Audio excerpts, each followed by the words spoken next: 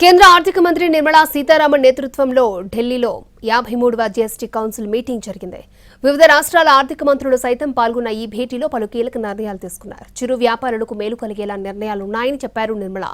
పన్ను డిమాండ్ నోటీసుల పెనాల్టీలపై వడ్డీ మినహాయింపు ఇవ్వాలని తీర్మానించారు. అలాగే సీజీఎస్టీ చట్టంలో సవరణలకు ఆమోదం తెలిపారు. జూన్ 30 వరకు GSTR4 ఫైల్ చేయడానికి గడువు పొడిగించారు. ఇన్పుట్ క్రెడిట్ ట్యాక్స్ లో మార్పులకు ఓకే చెప్పారు.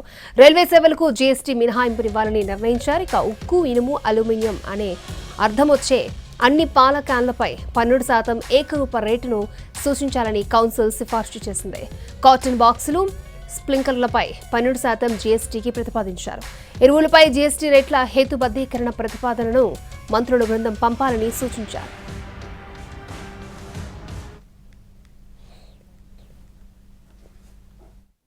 Invited the state finance ministers with two things in our mind. As you know, the pre-budget consultations are going on, and it is a normal practice that we call the state finance ministers also to participate in the pre-budget consultation.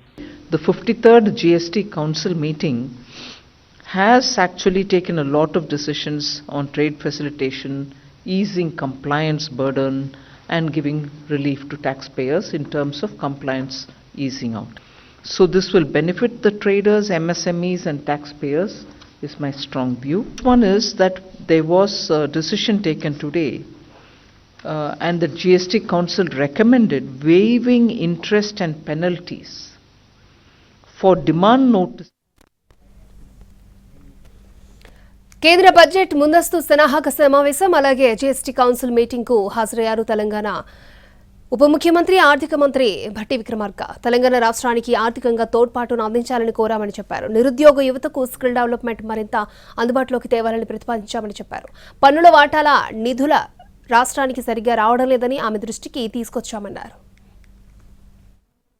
షరతులు లేకుండా ఇతర పరిమితులు కూడా లేకుండా రాష్ట్రాలకి central sponsor స్కీమ్స్ని మీరు announce చేసినప్పుడు వాళ్ళకి కొంత వెసులుబాటు రాష్ట్రాలకి ఉండేటట్టుగా చూడాలని చెప్తుంది. మూలధన వ్యయానికి ప్రత్యేక ఆర్థిక సహాయం పథకాన్ని సంవత్సరానికి 2.5 లక్షల కోట్లకు పెంచి పథకాలని కొనసాగించాలని కూడా కోరటం జరిగింది. సెంట్రల్ స్పాన్సర్ స్కీమ్స్లో పునఃసమీక్షించి ఇప్పటివరకు ఉపయోగపడి కొన్ని వాటి వల్ల అనుకున్న లక్ష్యాలు చేరుకోలేకపోతే వాటిని సమీక్షించి ఆప్షనల్గా కొత్త పథకాలు కూడా ప్రవేశపెట్టాలని చెప్తుంది.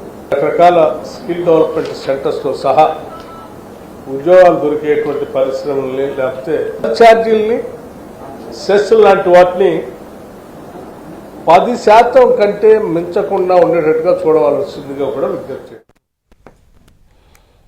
కేంద్ర ఆర్థిక మంత్రి నిర్మలా సీతారామన్ నేతృత్వంలో జరిగిన జీఎస్టీ కౌన్సిల్ మీటింగ్ లో ఏపీ ఆర్థిక మంత్రి పయ్యావుల కేశవ్ పాల్గొన్నారు. పన్నులకు సంబంధించి అనేక ప్రతిపాదనలు చేశామని ఆయన తెలిపారు. 5% జీఎస్టీ పరిధిలో ఉన్న చేనేత రంగాన్ని మినహాయించాలని కోరామన్నారు. ఇక వివాదాలు చిక్కులేని పన్నుల వ్యవస్థ ఉండాలని ప్రతిపాదించామని చెప్పారు.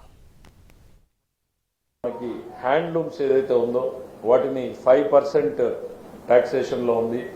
ఆ హ్యాండ్లూమ్స్ 5% టాక్సేషన్ నుంచి ఎగ్జామ్షన్ ఇవ్వడం మన ఆంధ్రప్రదేశ్లో చాలా పెద్ద ఎత్తున తయారవుతున్నాయి మనకి ఫుట్వేర్. వాటిని 1000 రూపాయల కన్నా తక్కువ ఉన్నట్టు వాటి కింద ట్యాక్స్ 18% ఉంది.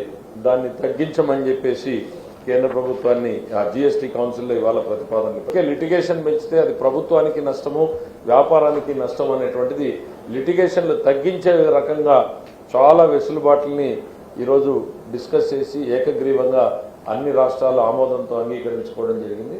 మళ్ళీ ఇమీడియట్గా బడ్జెట్ తర్వాత కూడా ఇంకోసారి జీఎస్టీ కౌన్సిల్ సమావేశాన్ని ఏర్పాటు చేస్తామని చెప్పేసి మంత్రి గారు సెలవు.